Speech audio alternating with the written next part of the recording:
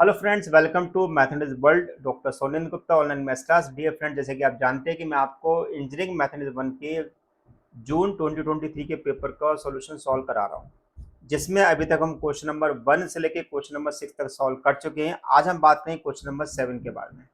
तो dear friends, अगर आप मेरे चैनल पर पहली बार आए हुए हैं, चैनल को अभी तक आपने सब्सक्राइब नहीं किया है और बेल आइकन को प्रेस नहीं किया, तो अभी बेल आइकन को प्रेस कर लेगा, जिससे कि आपको फर्दर नोटिफिकेशन मिलता रहे। और लाइक करने में कंजूसी ना करिएगा। तो आइए स्टार्ट करते हैं। तो पहले समझ लेते हैं क्वेश्चन नंबर 7 है क्या। क्वेश्चन नंबर 7 को अगर हम ध्यान देखेंगे तो यहाँ पर हमारे पास क्वेश्चन नंबर 7 में पूछा गया है कि if A is a skew symmetric matrix then show that A square is a symmetric matrix. Question number 7 A के अंदर दो पार्ट दिए हुए हैं। एक हमें क्वेश्चन पार्ट 1 दिया हुआ है, पार्ट 2 दिया हुआ है। ठीक है।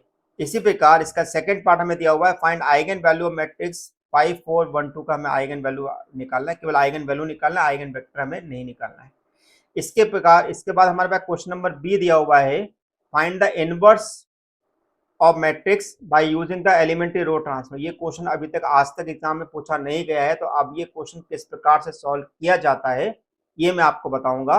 ध्यान रहे, इस क्वेश्चन को किसी भी हालत में A inverse equal to adjoint of A upon determinant of A वाले मेथड से मत करिएगा, नहीं तो क्या होगा कि आपका ये पूरा नंबर गलत हो जाएगा। इस क्वेश्चन को स्पेशली किस प्रकार सॉल्व किया था मैं आपको बताऊंगा। तो आइए स्टार्ट करते हैं, वन बाय वन दोनों क्वेश्चन को सॉल्व किस प्रकार से किया था। देखिए, if A is skew symmetric matrix, पहले हमें समझ में हमको पता होना चाहिए कि स्क्यू सिमेट्रिक मैट्रिक्स कहते कितने हैं। स्क्यू सिमेट्रिक मैट्रिक्स का मतलब ये होता है, यदि मैं किसी मैट्रिक्स का अगर ट्रांसपोज निकालू तो वो मेरे पास -a के बराबर होना चाहिए, है ना। अब उसके बाद बोला गया कि so that A square symmetric matrix, अगर मुझे ए स्क्वायर को अगर सिमेट्रिक मैट्रिक्स बताना है तो इसका मतलब ये हुआ कि मुझे ए स्क्वायर का ट्रांसपोज जो है वापस ए स्क्वायर हमें मिलना चाहिए। अगर ए स्क्वायर का ट्रांसफर अगर वापस अगर हमें ए स्क्वायर मिल गया तो हम बोल देंगे कि ए स्क्वायर हमारे पास एक सिमेट्रिक मैट्रिक्स है। क्लियर है। देखिए, given A is symmetric matrix then by the definition A dash equal to minus A, हमने दोनों तरफ कर दिया स्क्वायरिंग बोथ साइड, तो क्या हो गया A dash square equal to -a का होल स्क्वायर। तो -a का होल स्क्वायर क्या होगा, प्लस ए स्क्वायर हो जाएगा। और हम ए स्क्वायर का ट्रांसपोज लिख सकते हैं। अब देखो, ए स्क्वायर का ट्रांसपोज हमें ए स्क्वायर मिल रहा है, इसका मतलब ये है कि हमारे पास जो मैट्रिक्स ए है जो वो सिमेट्रिक मैट्रिक्स कहलाएगी। बस इतना सा था, दो लाइन का सोल्यूशन था इसका हमारे पास। लेकिन बच्चों से वो क्वेश्चन बना नहीं कि भाई वो क्वेश्चन किस प्रकार सॉल्व करते हैं, उठा के उन्होंने उसको ऐसे छोड़ दिया। इसी का बी पार्ट, इसी का सेकंड पार्ट देखें, find the eigen value of the matrix A. Eigen value निकालना था हमें, तो हमने को पता है कि the characteristic equation of given matrix A जो होती है वो ए माइनस लेमडा इक्वल टू 0 होती है। तो हमने जो डायगोनल होते हैं उसमें से हमने लेमडा को माइनस कर दिया। तो सिंपल, 5 माइनस लेमडा का 2 माइनस लेमडा में मल्टीप्लाई किया और 1 का 4 में किया। तो 5 माइनस लेमडा को 2 माइनस लेमडा से मल्टीप्लाई करेंगे तो 10 minus 10 7 lambda plus lambda square मिलेगा, यानी कि lambda square minus 7 lambda plus 6 equal to 0। अब lambda square minus 7 lambda plus 6 equal to 0 के यदि मैं फैक्टर बनाऊंगा तो मेरे पास आएंगे लेमडा -6 और लेमडा -1 इक्वल टू 0, यानी कि लेमडा इक्वल टू 1/6। ये बात यहाँ पर ध्यान रखने वाली बात है कि जो हमने आइगन वैल्यू निकाली हुई है क्या वो सही है या नहीं है। तो ठीक है, इस लेमडा को अगर मैं ऐड करूंगा तो मुझे कितना मिल रहा है, यहाँ पर 7 मिल रहा है। और अब डायगोनल के एलिमेंट को भी अगर आप सेम ऐड करते तो कितना मिलेगा, हमें 7 मिलेगा, यानी कि मेरी आइगन वैल्यू सही आ रही। एक तरीका और होता है कि अगर मैं इस मैट्रिक्स का डिटर्मिनेंट निकालूं, इस मैट्रिक्स का मैं डिटर्मिनेंट निकालूंगा, कितना आएगा 10 माइनस 4, यानी कितना आएगा 6। ठीक है, और मैं इस 1 इंटू 6 को भी मल्टीप्लाई करूँ, कितना आ रहा है 6।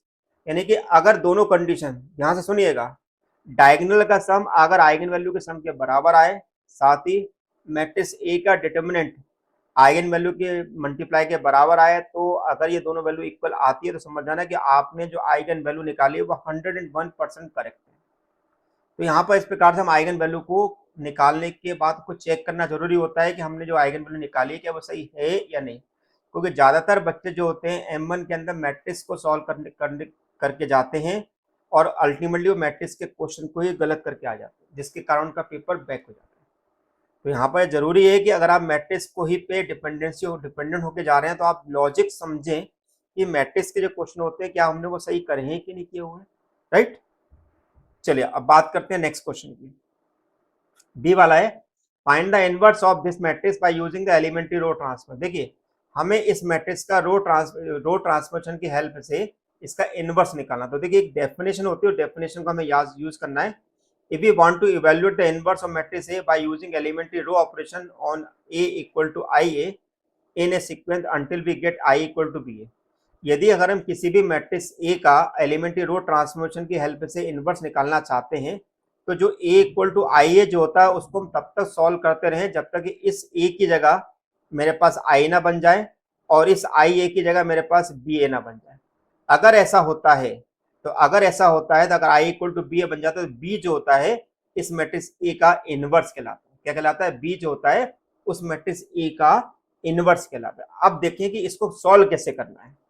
ठीक है, डेफिनेशन में आ गई। तो अब हमने क्या करा, सबसे पहले ए इक्वल टू हमने आई ए लिख लिया, इधर ए लिख लिया, इधर आई लिख लिया, इधर ए लिख लिया। अब हमारा काम ये है कि इस वाले पार्ट को हम क्या करेंगे, इसमें डायगोनल के एलिमेंट को हम यहाँ पर 1 बनाएंगे। क्या बनाएंगे? डायगोनल के एलिमेंट को हम यहाँ पर 1 बनाएंगे और बाकी सारे एलिमेंट को हम 0 बनाएंगे। तो जो रो ऑपरेशन हम लगा रहे हैं अपने पास लेफ्ट हैंड साइड में, वही रो ऑपरेशन हमारे पास राइट हैंड साइड में भी लगेंगे। ठीक है, इतनी बात समझ में आ गई। तो हमारा कुल मिला के टारगेट ये है कि इसको हमें आई में कन्वर्ट करना है ना। तो सबसे पहले अगर इसको आई में कन्वर्ट करना है तो हमारे पास पहली वाली पोजीशन पे होना चाहिए 1।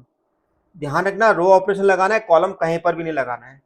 तो पहले वाले में क्या करना, हमें इस 0 की जगह चाहिए 1, तो हमने क्या करा, R1 को R2 में आपस में चेंज कर लिया। जो ऑपरेशन यहाँ लगाया वही ऑपरेशन में यहाँ लगाया। अब इस 1 की हेल्प से इस 3 को हमें बनाना है 0। क्या करना है? 1 की हेल्प से 3 को 0 बनाना है। तो ऑपरेशन लगाया R3 के लिए, R3 माइनस 3 R1। क्या मिलेगा? 3 माइनस 3 0, 3 उसके बाद हमारे पास नेक्स्ट क्या मिलेगा, 3 माइनस 1 माइनस 6 कितना मिलेगा? -5, और 2 माइनस 9 मिलेगा -7। इसी प्रकार 0 माइनस 0 मिलेगा 0, 0 माइनस 3 मिलेगा -3, 1 माइनस 0 मिलेगा 3, यानी कि हमारे पास ये मिल गया 1 0 माइनस 3 और 1। अब नेक्स्ट हमारा काम ये है कि इस 1 की हेल्प से इसके ऊपर एलिमेंट को 0 बनाएंगे और इसके नीचे वाले एलिमेंट को 0 बनाएंगे। ठीक है, तो R1 के लिए हमने ऑपरेशन लगाया R1 माइनस 2 R2, और R3 के लिए ऑपरेशन लगाया R3 प्लस 5 R2।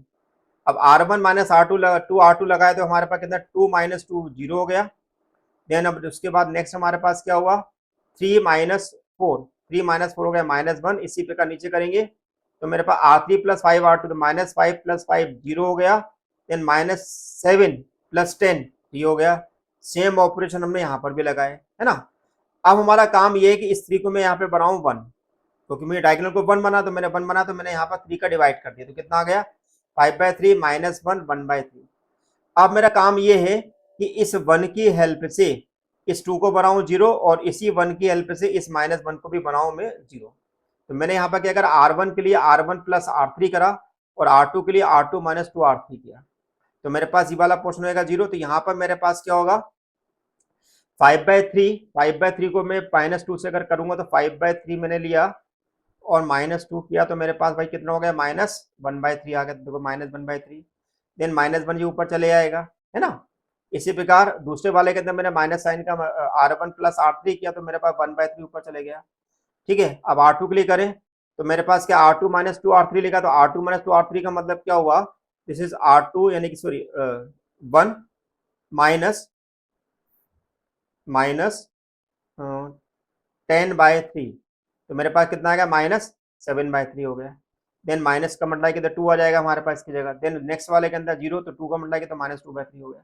अब देखो ये मेरे पास क्या बन गया, आई बन गया, ये मेरे पास क्या बन गया, बी बन गया, और ये मेरे पास ए ही है। तो इसका मतलब ये है कि जो बी जो मैंने निकाला हुआ है, वही इस मैट्रिक्स ए का इनवर्स है। तो मैंने यहाँ पर क्या लिख दिया भाई, बी को मैंने बोल दिया भाई बी जो है हमारे पास ए इनवर्स हो गया। -1/3 0, 1/3 -7/3 2 -2/3 और 5/3 -1 और 1/3। तो इस प्रकार से ये क्वेश्चन सॉल्व किया जाएगा। 2-3 क्वेश्चन की इसमें प्रैक्टिस करना, जिससे कि आपको ये क्वेश्चन आको कि ये 2 बार